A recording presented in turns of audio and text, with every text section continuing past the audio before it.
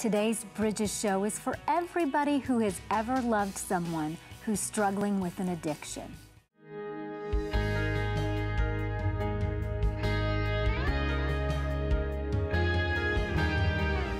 Welcome to Bridges. I'm Monica Schmelter, and I'm glad that you could join us today. My guest today is Heather Smith, and when she had been married for just about 4 years, she learned that her husband was struggling with an addiction to drugs.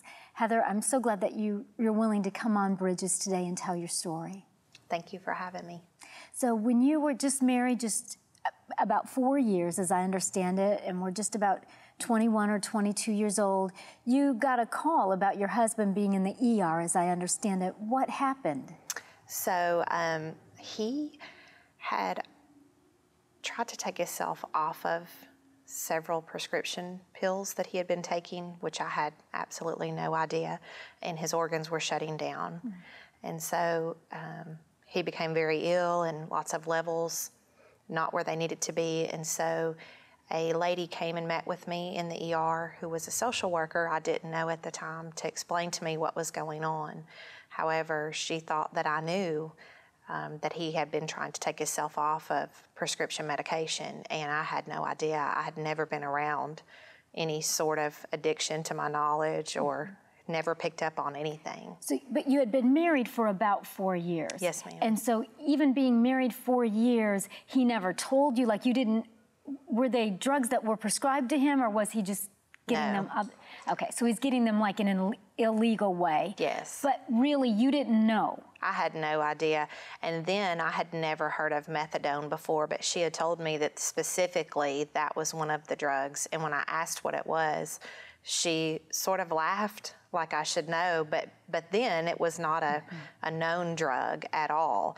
And she said, you know, this can kill him. His organs can shut down. So I had absolutely no clue whatsoever. Okay. So you're at the ER thinking, I guess, that your husband is sick. Yes. And you just think it's like sick, like anybody gets sick and goes to the ER, and then it starts to unfold that he's been involved in drugs, but that you totally missed all of that. Social worker doesn't believe you. You were married for 4 years. Did you two have children? We had 2 children at the time. I had a 2-year-old and a 9-month-old at the time. And so what are you thinking at just being married for 4 years, and all this stuff is being told to you that he's on methadone and his organs are shutting down, which means that he could die? What are you thinking? I'm shocked. I'm shocked, but I'm humiliated and embarrassed all at the same time. And of course, I didn't want my family to know. I didn't want anyone to know. I was ashamed. I was embarrassed. I felt dumb for not knowing, but I had never been around anything like that, so I didn't even know any signs. And even looking back, I couldn't say, oh yeah, there was this moment. There never was that moment. Mm-hmm. And I'm sure that that's the case for a lot of people, Heather, and that's one of the reasons I'm so glad that you're willing to tell your story. I think for those of us that are not involved in drugs, I don't know how we would know the signs. And from what you're saying, at that point, you didn't even know, other than this being sick episode, there really weren't any visible signs, even looking back, that you could know. No, there was not. So was a social worker kind and helpful to you, or how did that go? Not at all. I feel like she was very judgmental. She had told me at one point that she could remove my kids from me, which devastated me because I was a young mother and felt like I was doing everything I knew how to do, and I had no idea this was going on. So then fear, of course, crept in immediately. The fear of losing your 2 children Absolutely. that you had at the time. So you're afraid, you're embarrassed, you're humiliated, and I would imagine like shocked. Yes. So do you call your parents to tell them what's going on, or what do you do? No, I didn't tell anyone. They actually admitted him into an outpatient or an inpatient program at that time. And he stayed for a week, and then they discharged him. But it was a hospital facility rehabilitation for 5 days. That was it. They medicated him to take him off of some of the medications that he was on, and then he never continued the outpatient. Okay. And they medicated him because, as I understand it, when you're detoxing from drugs, that can kill you if you're not medicated, that they medicate you therapeutically to help your body through that adjustment. Are his parents involved? Do his parents know? Are they helpful to you? Not at all. I don't know that they knew anything that was going on. I think he had had a history from his teenage years, but no one ever brought that to my attention. So at this point, that no one knew anything. Okay, so, and you're just trying to keep it quiet because you're shocked, humiliated, embarrassed. When you were dating him, did he ever mention that he did drugs? No. So this is all total, you don't know anything about it. Are you a Christian? I knew who the Lord was. However, I did not know what a relationship with the Lord was. At a young age, I had an aunt and uncle that introduced me to who Jesus was, and I'm forever grateful for that. So he was actually raised in church and probably knew more about the Lord at that time than I did. I did take my children to church, but of course I didn't let anyone know there what was going on. You kept it a big secret. And for so many of you watching, that's what life looks like when someone is addicted or struggling with addiction. There's a lot of fear, a lot of shame, humiliation, all of those things, and we don't know what to tell, who to tell, or how to tell. And Heather, again, that's why I'm so grateful that you're willing to tell your story, because I'm hoping that it will help people, because there are a lot of people watching that are struggling with all the same thoughts and feelings that you are, that love somebody that's addicted, sometimes that know they need to get out of the relationship. They just don't know what in the world do you do. So I'm trying to put myself in your shoes as just a young woman. You're about 21 or 22 when you found out. Like, what do? You don't feel like you can tell your mom and dad, you've got 2 small kids, you've got a social worker telling you, hey, I can remove your kids, and a husband, it doesn't seem like anyway that he takes it real seriously if he just gets 5 days out of the hospital. Does he just expect you to forgive him, or? He never admitted to having an issue, ever, even through the few days of treatment. So it was never something that he would admit or take on. So he just continued, I think. I wanted to believe him. I thought that I could fix him, which so many times we try to do. Is we can change them, we can fix them. I came from a divorced home, so I didn't want to divorce. That was one of the things that I had decided when I got married, that I would not divorce. I would never put my children through that, I thought. But over the course of several years, it just continued to get worse. And then I picked up on things, but I still had no idea how bad it really was. Okay, so in your heart and mind, you got married. It was married for life. You wanted your kids to be with their dad, and that's commendable. That's, that's wonderful. But now you're like really struggling because nobody knows, and you say it gets worse. What kinds of things happen? He couldn't keep a job. Money would come up missing on our account. He would show up at the house when he should be working or should have a job, and weeks later find out there was no job, no paycheck ever coming home. And then I had another child. So then I had 3 children that were 3, 2, and just a few months old. And someone in the middle of the day, I was home with one of our children who were sick that day, kicked in our back door in broad daylight and put a gun to his head. What? And I'm assuming he owed money. Did your child see that? She was an infant, so she was with me. But it's at that point that I knew there was nothing that I could do to fix the situation. So what do you do? I can't even imagine somebody kicking down my door and bringing a gun into my home and holding that to my husband's head, and you're at home with a defenseless infant. You had to be scared beyond belief. Okay, but that's like your wake-up call. Yes. So now what do you do? Because you've kept this a secret from everybody. Right. What do your parents think? Do they know he can't keep a job? Does anybody ask you any questions? Not really. Okay. There wasn't a lot of questions.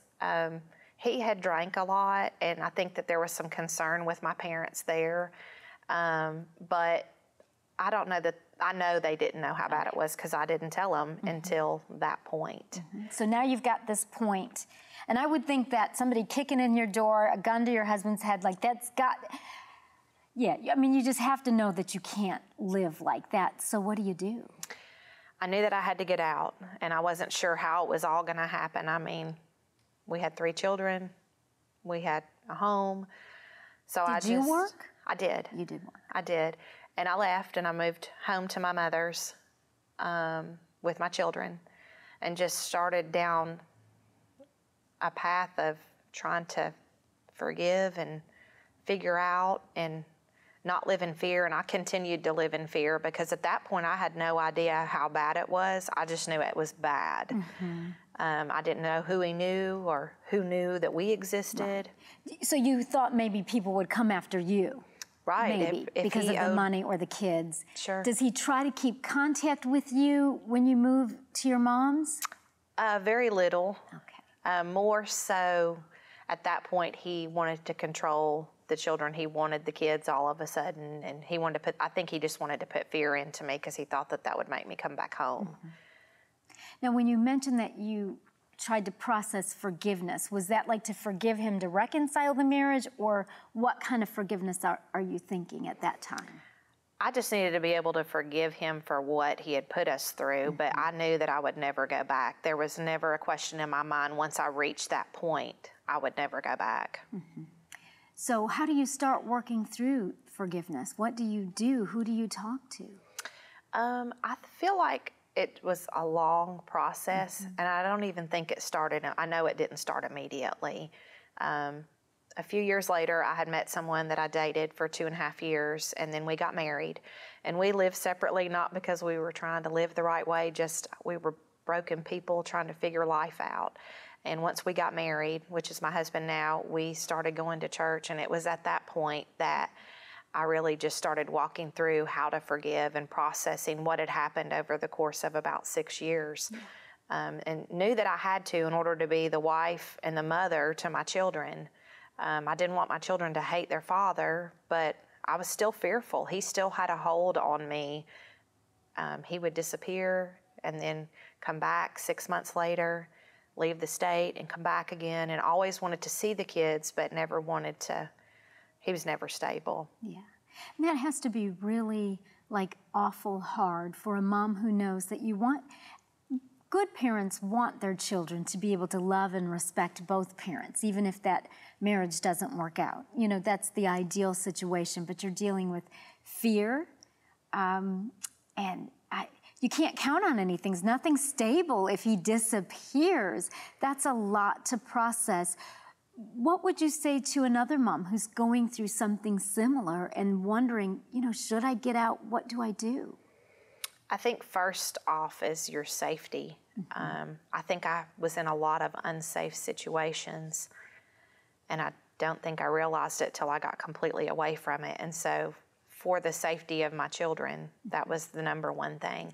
And that is absolutely huge. We've got to take a break, and we'll come back in just a moment. We want you to stay with us. When we come back, we're going to continue to hear Heather Smith's story and how God has walked her through this process of forgiveness and all the things that she needed to do and that I think will be helpful to you. Stay with us. We'll be right back.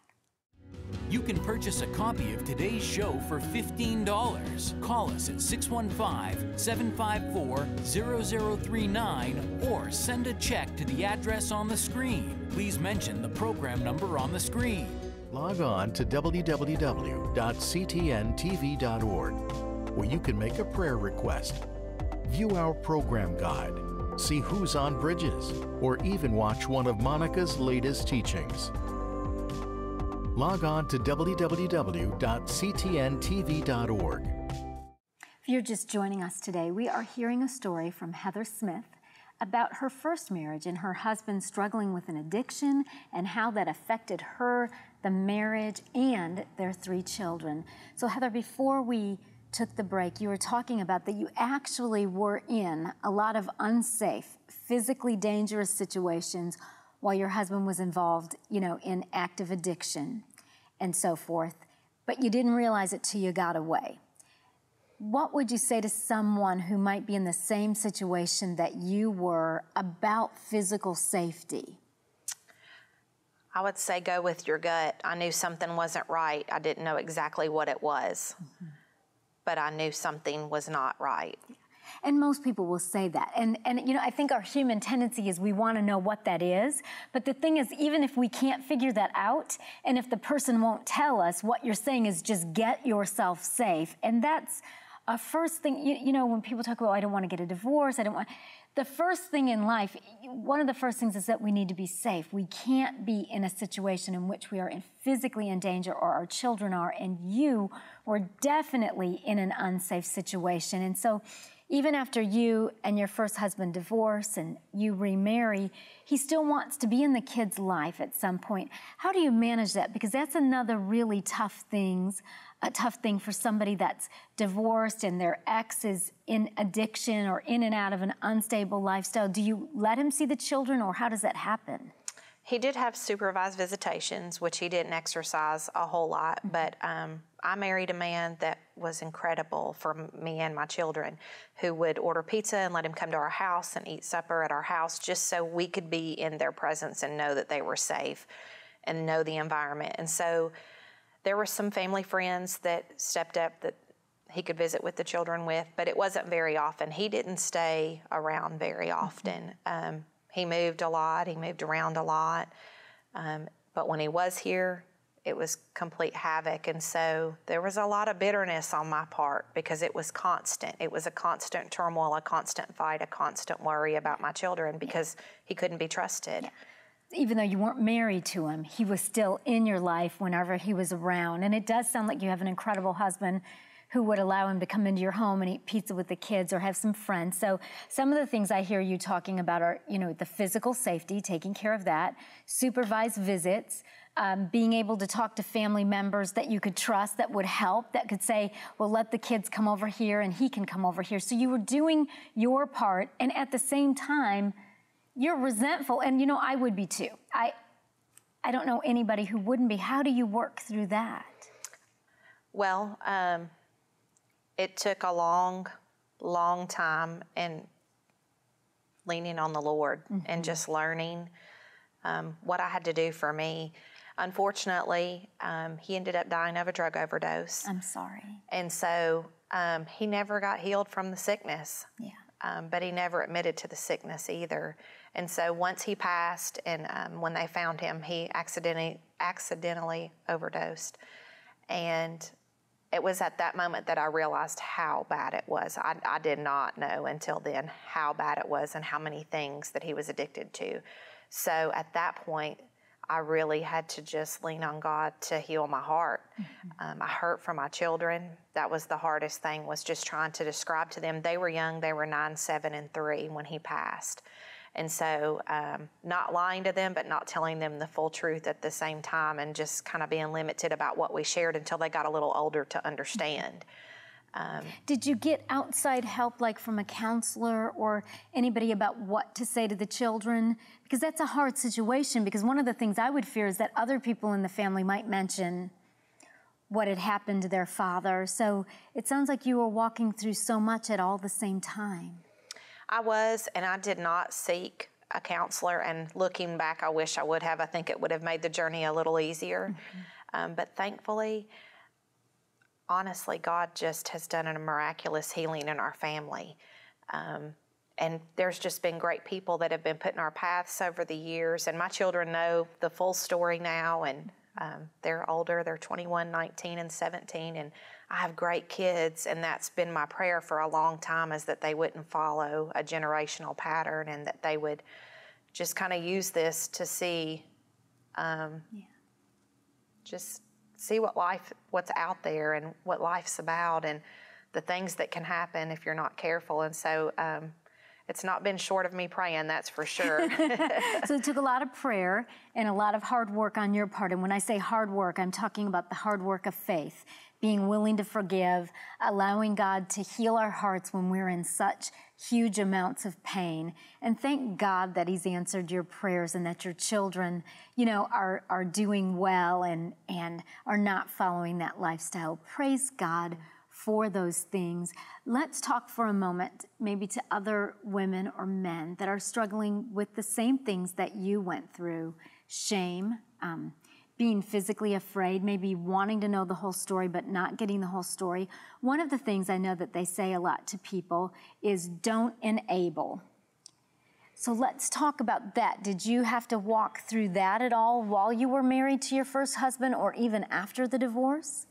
I feel like his family enabled without knowing. They lived in California, so they were a lot of miles away. Okay, so they didn't see any of this. No. Okay. And I felt like they enabled a lot without knowing. Like what did that look like? They would send money, and I don't know what he told them to get the money. I don't know if he said, hey, we're, having a hard time or whatever. And so, but they continued to do that after our divorce. And I don't think they did that willingly. I just think they just didn't know enough to know, but they had to know something wasn't right. Yeah. So enabling is huge. And I think a lot of times we feel guilty because they make us feel guilty. I mean, I took a lot of shame and guilt on of, you're not a good enough wife. That's why I drink like I do. Or he said that to you? And so did you believe that? I don't know that I fully believed it, but when someone says something like that to you, it's hard to just shake it off. And oh, I agree. It would be extremely painful. It's hard enough to watch somebody destroy themselves. Absolutely. And then to have them put that on you when you love them. And I think that part of what's hard for people, we can look from the outside looking in and say, well, don't enable, don't do this. It's hard for us when we love someone and we want to believe what they're saying. And that's why we're doing this show today and listening to Heather's story, is to help us understand that the best way to show love is not to enable. That gives God just one more chance to intervene. Because like if we keep sending money, then they can keep using. And if they can't hold a job, you know what I'm saying? It limits that.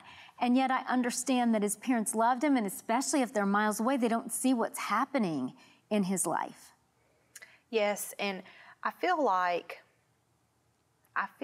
as a parent, it's really hard when it's your child. So I think that's a whole different realm. But as a wife, it was really hard for me to watch as well.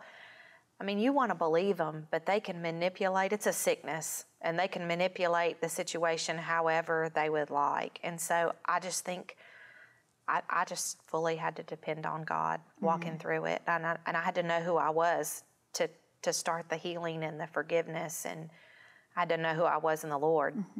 So let me ask you this about forgiveness.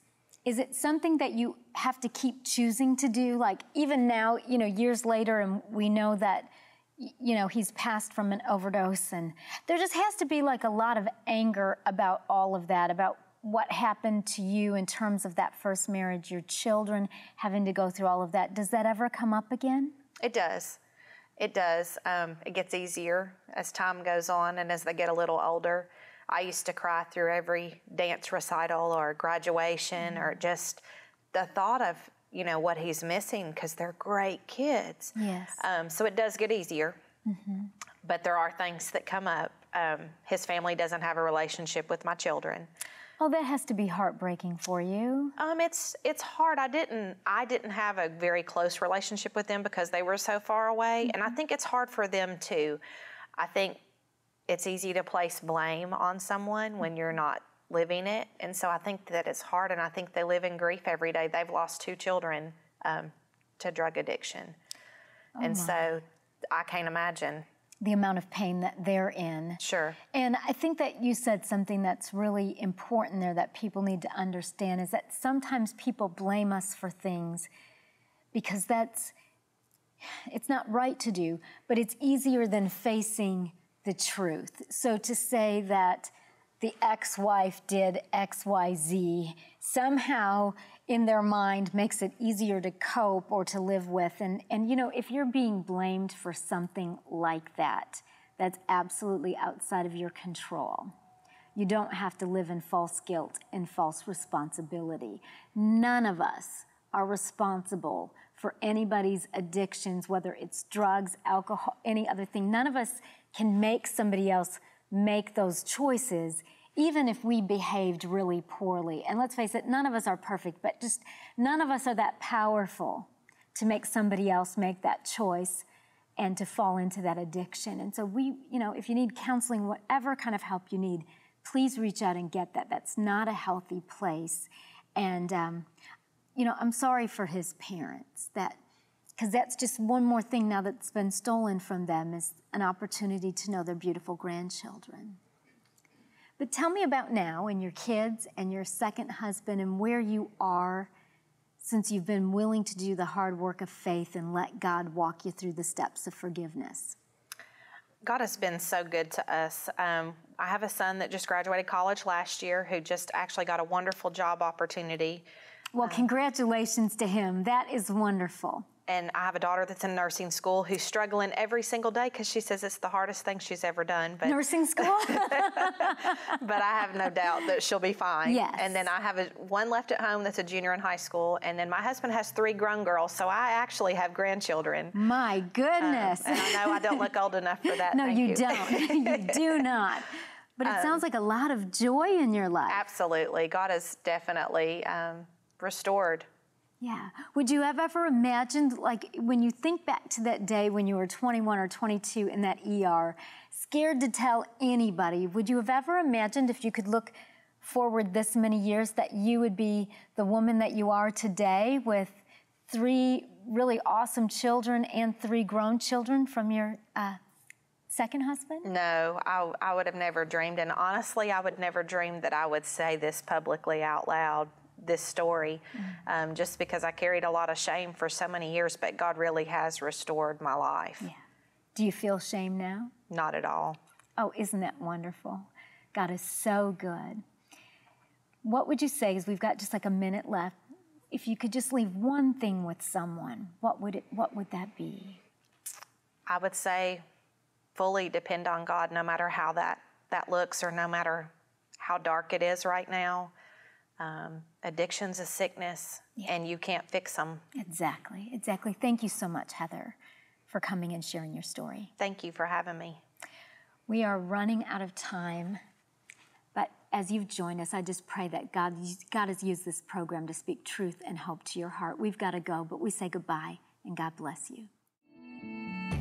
For more information on a guest, visit our website, ctntv.org.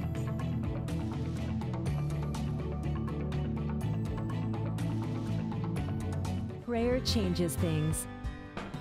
If you need prayer, write to the address on the screen. Call 615-754-0039 or email prayer@ctntv.org. When I truly turned my heart to the Lord, He took every sin I ever did away from me. God really is your other half. God, He's the only person who can really, fill those holes and cracks in your heart that you're so wanting someone to fill. It's no good to have a big dream if you're not putting yourself in motion to go after that.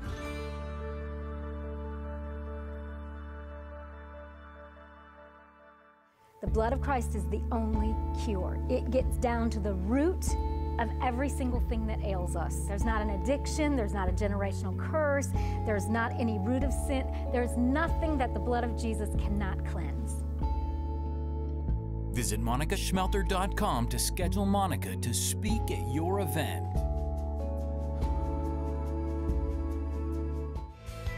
Join the Bridges community on Facebook. Visit Facebook and search for Bridges with Monica. We would love to connect with you.